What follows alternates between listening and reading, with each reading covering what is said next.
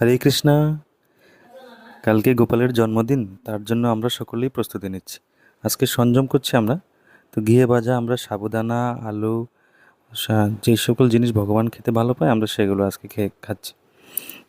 এবং কালকে আমরা বাইকোরা জগন্নাথ মন্দিরে, ইস্কনে আমরা এই জন্মাষ্টমী পালন করতে যাচ্ছি এবং খুবই আনন্দ হয়।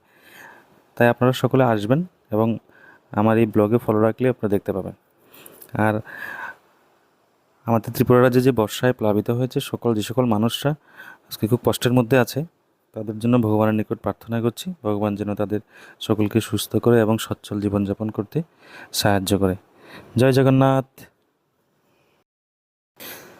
হরে কৃষ্ণা। কালকে গোপালের জন্মদিন, তার জন্য আমরা সকলেই প্রস্তুতি নিচ্ছি। আজকে সংযম করছি আমরা। তো ঘিয়ে ভাজা আমরা সাবুদানা, আলু, যে সকল জিনিস ভগবান খেতে ভালো পায় আমরা সেগুলো আজকে